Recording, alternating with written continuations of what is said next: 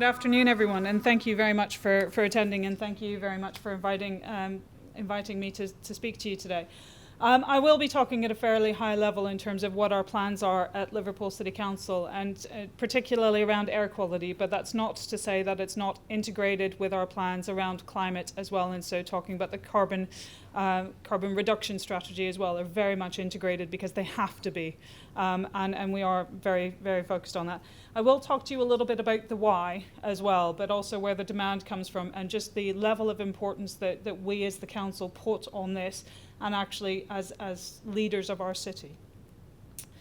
So, title there, Assistant Director Supporting Communities. You will notice there's nothing about highways, transport, energy, regen, or anything else. I am about community engagement, community support, and developing that. And there is a reason why we've picked this up in terms of this way, and that is because we see air quality and actually climate change as cross-cutting, wide-ranging initiatives, and it is very much about bringing the whole council and all of our partners together on this. So for my sins, I am also designated as the Senior Responsible Officer for Air Quality as far as DEFRA are concerned as well, so in terms of our work, which I'll talk about in a second. So just to give you a bit of background in terms of the demand and the commitment that we've got. Prior to any of this being talked about, our mayor stepped forward in 2017 and made some very clear commitments about wanting to see a diesel-free city centre by 2024.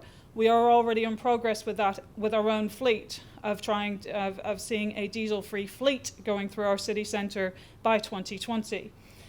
We want to see diesel-free fleet and buses, say that 5 times fast, but working very much in partnership with the city region and particularly Mersey Travel about how that looks and feels, and making sure that our communities have access to the best quality vehicles. Walking and cycling improvements, etc. They're looking at car-free days in our communities, which actually our communities are leading. So there's been an excellent example this year on Car-Free Day, which was run by one of our community groups, Love Wavertree, where they chose, with our support, to shut down the high street to say what does a car-free day look like in a local community, and actually supporting that. And working with our Hackney fleet particularly. We have the largest Hackney fleet outside of London, so that's over 1,400 vehicles alone. And how can we influence and work with them cooperatively on this? And it very much influences our strategy going forward, particularly around electric vehicles, which obviously is your most interested point today. And then, along the way, in 2018, we got mandated by government, so we now have the national requirements under the Clean Air Plan and the legal challenge, following on from the legal challenge. And just recently, in July of this year, we also, as a council, declared a climate emergency. So this is very much integrated, and transport and air quality are one of our key themes on our climate change strategy. But actually, when it comes down to it, the why. Why are we focused on air quality? Why do we see it as a significant importance? Because it's a public health issue. It's a health inequality issue, and particularly with some of our communities in Liverpool. Air quality and poor air quality affects the most vulnerable. So that's children, it's older people, it's people with respiratory and cardiac issues. And actually we do have significant health inequality issues in Liverpool that we are trying to address. We estimate at the moment, based on the figures, approximately 80 to 100 deaths per year are contributed to by poor air quality. We know that 70% of our NOx emissions, particularly in particulate matters, are transport related. So we know that this is our biggest source. But actually, when we look at it, it's ultimately about making sure our communities live well and age well, and actually we have this as a strong and growing city as part of that. The other factor is actually, as part of this, trying to get through those messages of actually pollution can be higher in a vehicle. So when you're sat in a vehicle in a congested area, that pollution is coming into the vehicle. It's not a safe space. It's actually about removing the amount of pollutants that are in traffic regularly. So that's the why, and is absolutely paramount to our raison d'etre, really, on as far as this goes. So as I mentioned, 70% of our air quality issues come from predominantly transport, and that's all types of transport. But actually, there are other sources, and nationally we're working with the core cities and government of saying, how do we actually work on this? And it does link into the further carbon reduction. So how do we generate energy? How do we think about cleaner energy networks as well across the piece, as Guy mentioned in his presentation? So it's a very similar picture around how do domestic contributors get reduced, as well as industrial contributors. We have some key public messages that we've started to get out through our Let's Clear the Air Liverpool branding. And this is a city, but also a city region campaign. And it is about saying to local people and our communities and our businesses, how do we actually work together? What is the small things that you can do to make a difference to your community? And that's about things like walking to school. That's about thinking about how you go to the grocery stores.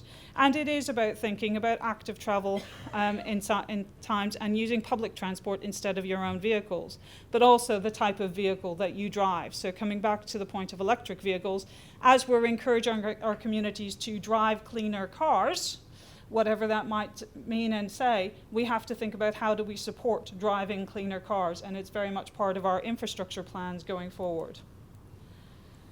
So along the way, as I mentioned, so that's a broad strategy. We've been working on this, as I said, for about 2 years. In late November 2018, we were designated by DEFRA, and the Joint Air Quality Unit, to be part of the third wave of local authorities around having a clean air plan.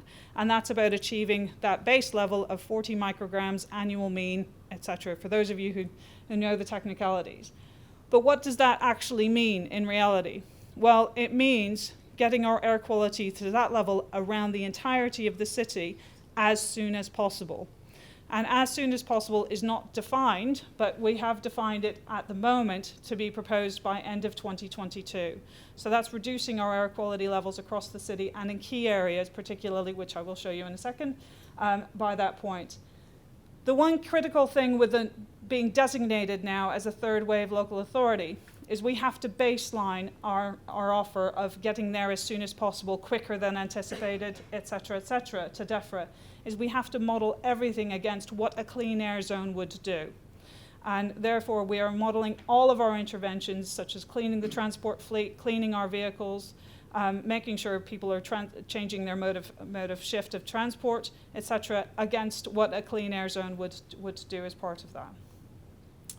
So we are, we are at the moment and in the swathe of developing the business case around this, because actually, much as Guy's presentation talked about the level of investment in infrastructure change, etc., this will require significant infrastructure investment and change as well. So we are in the midst of putting that business case together to say this is the level of investment that we will need, and it's how we actually will need how we assess the interventions against the benefits criteria. And to give you an idea, just to start the modelling, so Jeff just talked about Project Charge, which is actually a significant project for us in Liverpool to look at how we model just the Eevee charging alone. But just to understand our transport modelling in Liverpool, we did a 1-week assessment with ANPR cameras across the city to look at who came in, how people traveled, what their destinations looked like, etc. So we had 43 camera sites, 7 million observations that have to be looked at, and 500,000 individual vehicles coming through the city at that point, assessing how they contribute to air quality. It's quite a significant piece of work that's been undertaken in terms of informing the traffic modelling. So what does this look like? Well, in terms of the transport modelling, so where are the vehicles, who's contributing to what? So we've broken down the city into 8 sections, so city centre is part of that.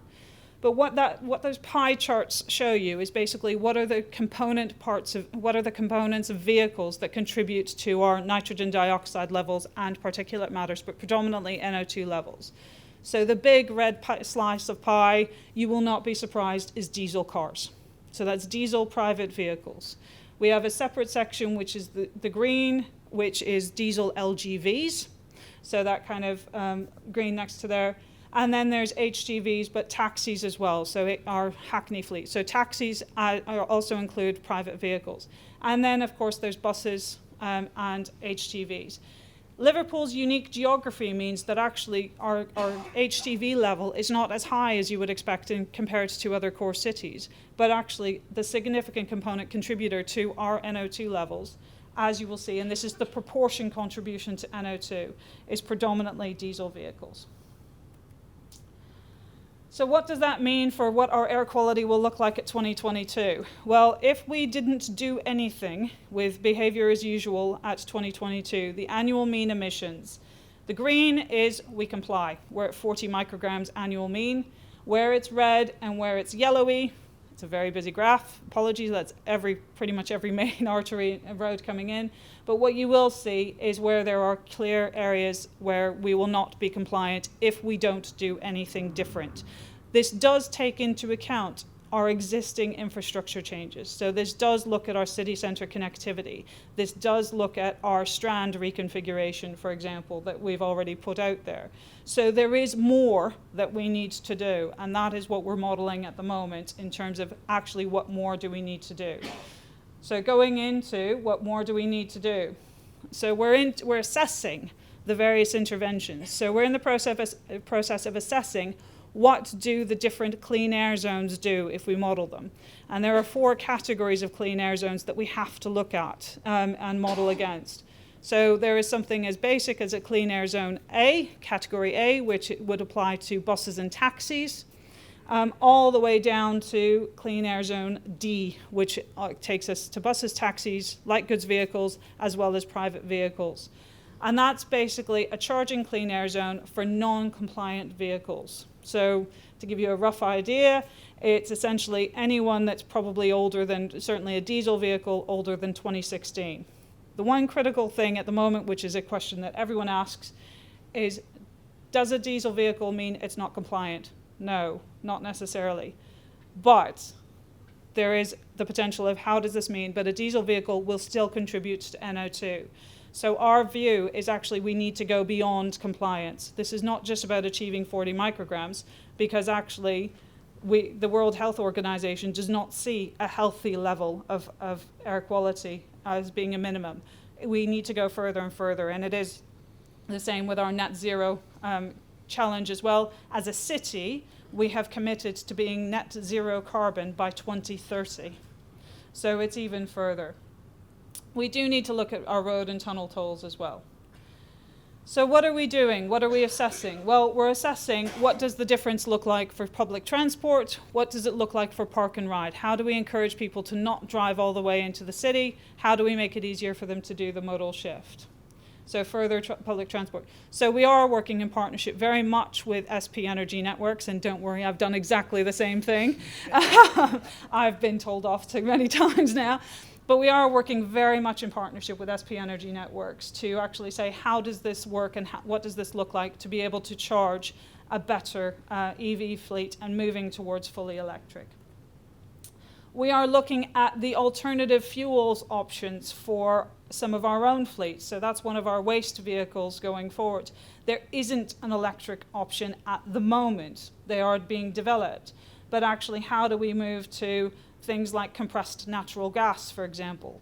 With our taxi fleet, we are very much talking to them about moving towards EV and electric vehicles, which means we have to be able to supply the infrastructure for that as well.